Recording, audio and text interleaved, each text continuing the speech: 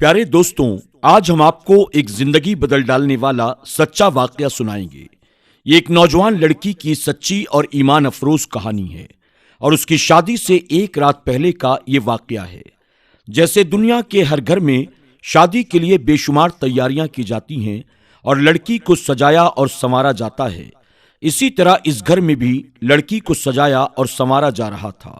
نکاح سے پہلے اس گھریلو لڑکی کو تیار کیا گیا اور پھر مغرب کی صدا بلند ہوئی، یعنی مغرب کی اذان ہوئی۔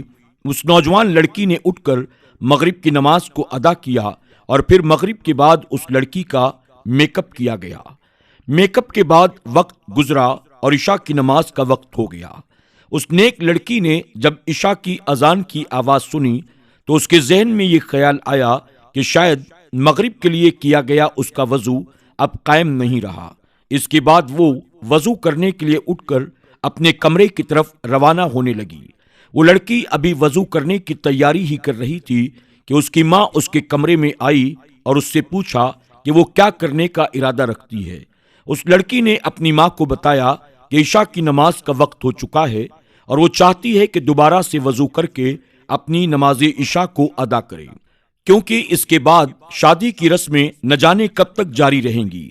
اس ماں نے حیران ہو کر اپنی بیٹی کی طرف دیکھا اور اسے سمجھانے کے انداز میں کہا، جو تم نے اتنا اچھا میک اپ کیا ہے، یہ سارا میک اپ تمہارے وضو کرنے سے ختم ہو جائے گا، اور کہا کہ اب وقت نہیں ہے کہ تم دوبارہ میک اپ کر سکو، اور اگر شادی میں تم بنا میک اپ والے چہرے کے ساتھ مہمانوں کے سامنے جاؤ گی تو ہو سکتا ہے کہ لوگ تمہارا مذاق اڑائیں۔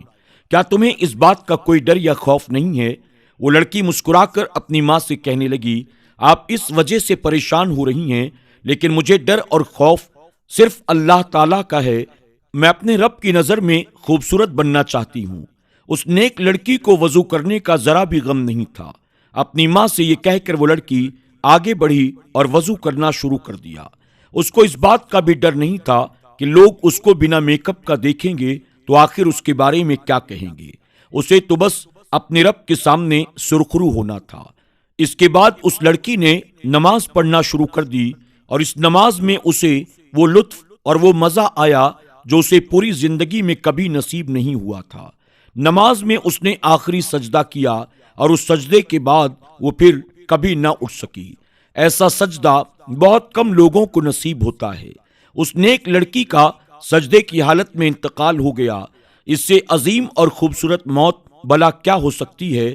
جب اس کی والدہ اس کو بلانے کے لیے کمرے میں آئیں تو وہ کافی دیر تک اسے آوازیں دیتی رہیں، لیکن جب وہ سجدے سے نہ اٹھی تو قریب جا کر اس کی ماں نے اس کو ہلایا تو معلوم ہوا کہ کچھ دیر پہلے اس کی بیٹی حالت سجدہ میں اس دار فانی سے ہمیشہ کے لیے کوچ کر گئی ہے، یعنی اس کا انتقال ہو گیا ہے۔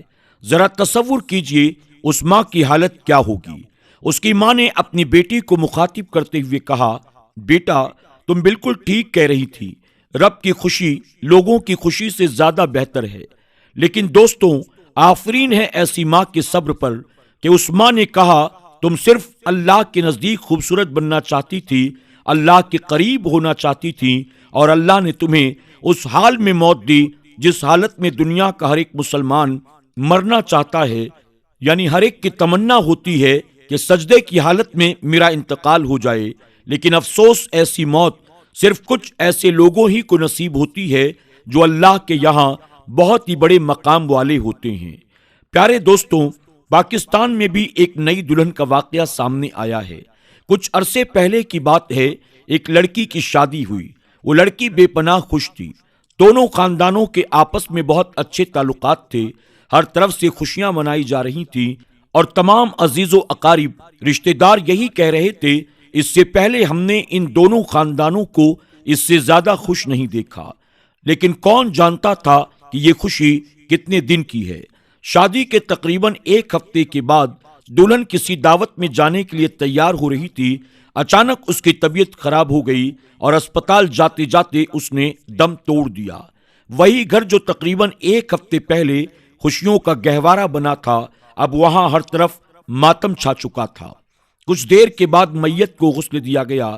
کچھ ہی دیر میں ایک نئی نویلی دلہن کی میت کو دفنا دیا گیا۔ اس لڑکی کے عزیز و اقارب اس کی قبر پر مٹی ڈالنے کے بعد اپنے گھر کو چلے گئے۔ ماں باپ اور رشتہ دار کچھ دن تک رونے دھونے کے بعد سب خاموش ہو گئے اور دولہے نے بھی کچھ عرصے کے بعد دوسرا نکاح کر لیا۔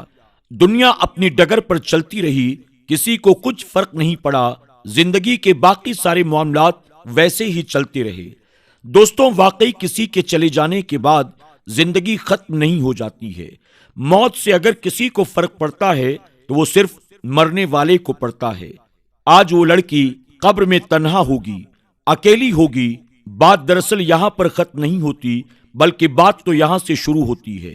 اگر ایک ہفتے پہلے دلہن کو پتا چل جاتا کہ اس کو شادی کے ایک ہفتے کے بعد مر جانا ہے اور اس کے بعد اسے اپنے رب کے سامنے پیش ہونا ہے، تو کیا پھر وہ دلہن اپنی زندگی کے بچے ہوئے دن ایسے ہی گزارتی؟ اور جب ہم یہ سوچتے ہیں کہ ہمیں بھی ایک دن مرنا ہے تو ذرا سوچئے، ذرا سی دیر کے لیے تنہائی میں جا کر سوچئے، اگر آپ کو پتا چل جائے کہ 4 دن کے بعد آپ کا انتقال ہونے والا ہے تو آپ بتائیں کہ آپ اپنے باقی کے 4 دن کس طرح سے گزاریں گے؟ یقیناً گناہوں سے توبہ کر لیں گے، لوگوں کے ساتھ اپنے سارے معاملات درست کر لیں گے، ساری اکڑ، ساری انا، سارا غرور کسی کونے میں جا کر سو جائے گا اور ہمیں بس ایک ہی فکر ہوگی، ہمارا رب ہم سے راضی ہو جائے۔ لیکن دوستوں، یہ سب ہم اس وقت کریں گے جب ہمیں معلوم ہو جائے کہ ہمارا چند دنوں کے بعد انتقال ہونے والا ہے۔ لیکن دوستوں، موت کا کچھ پتہ نہیں کہ کب کس کو آ جائے۔ موت ہر حال میں آنی ہے، لیکن کب یہ صرف اللہ تعالیٰ جانتا ہے۔ میرے دوستوں، یہاں ہم سب غفلتوں میں پڑے ہیں اور جیسے چاہتے ہیں ویسے اپنی زندگی کو گزار رہے ہیں، لیکن اپنے اندر جھانک کر ہم دیکھیں، ہم کیسے جھوٹ بولتے ہیں، ہم کیسے حرام کماتے ہیں۔ کس کے لیے؟ بس چند دن کی زندگی کے لیے، جسے چند دن کے بعد ختم ہو جانا ہے۔ اللہ پاک ہمارے دل و دماغ سے اس دنیا کو نکال دے۔ ہم سب جانتے ہیں کہ یہ زندگی فانی ہے اور ایک دن ختم ہو جانی ہے۔ اللہ تعالی ہمیں کہنے سننے سے زیادہ ان تمام باتوں پر عمل کرنے کی توفیق عطا فرمائے۔ اللہ ہمیں اپنی موت کو یاد کرنے، اپنے تمام تر گناہوں سے سچی توبہ کرنے اور اپنے آپ کو آئندہ ہر طرح کے گناہوں سے بچانے کی توفیق عطا کرے۔ آمین یا رب العالمین۔ دوستوں، امید کرتے ہیں کہ آج کی ہماری یہ ویڈیو آپ کو ضرور پسند آئی ہوگی۔ آج کی اس ویڈیو کے بارے میں اور نئی نویلی دلہن کے بارے میں آپ کی کیا رائے ہے؟ کمنٹ باکس میں جا کر ضرور کمنٹ کریں۔ ایک طرف وہ دلہن تھی جو کہ نکاح سے پہلے حالت میک اپ میں دلہن کے جوڑے میں بھی اللہ کے سجدوں کو فراموش نہیں کرتی۔ آخر اللہ تعالیٰ نے اس کے عوض اسے کون سا انعام عطا کیا؟ اور ایک طرف وہ دلہن جو کہ صرف اپنی شادی نہیں بلکہ دوسروں کی شادی میں شرکت کے لیے بھی اللہ کے سجدوں کو، اللہ کی عبادات کو چھوڑ دیتی ہے۔ آپ دیکھیں کہ اس کا انجام کیا ہوا۔ فیصلہ ہمارا ہے، ہمیں کس کے نقش قدم پر چلنا ہے۔ وہ لوگ جنہوں نے اپنی زندگیوں کو قرآن و سنت کے سانچے میں ڈھال کر اپنے رب کو راضی کرنے کی کوشش کی اور اپنی آخرت کو سنوار لیا، یا وہ لوگ جو غفلتوں میں پڑے رہے، انہوں نے صرف نفس کی، اپنے من کی مرضی کی، دنیا کی فکر کی اور اپنی دنیا کے ساتھ اپنی آخرت کو بھی تباہ برباد کر لیا۔ اللہ ہمیں اور آپ کو ایسے واقعات سے عبرت حاصل کرنے اور رب کی بارگاہ میں رجوع کر کے اپنے آپ کو نیک بنانے کی توفیق عطا کرے۔ دوستوں، آج کی ویڈیو میں بس اتنا ہی۔ اگر آپ نے ہماری آج کی ویڈیو کو لائک نہیں کیا تو الوداع کہنے سے پہلے اسے ضرور لائک کر لیں۔ اگر آپ ہمارے چینل پر نئے ہیں، آپ نے اسے سبسکرائب نہیں کیا، ابھی سبسکرائب کر لیں اور آئندہ آنے والے ایسے ہی ویڈیوز کی نوٹیفیکیشن کے لیے بیل آئیکن کو کلک کرنا نہ بھولیں۔ انشاءاللہ بہت جلد ایک اور نئی ویڈیو کے ساتھ آپ کی خدمت میں حاضر ہوں گے۔ تب تک کے لیے علی نالج کی پوری ٹیم کو اجازت دیں۔ اللہ سب کو اپنا حفظ و امان عطا فرمائے۔ اللہ حافظ۔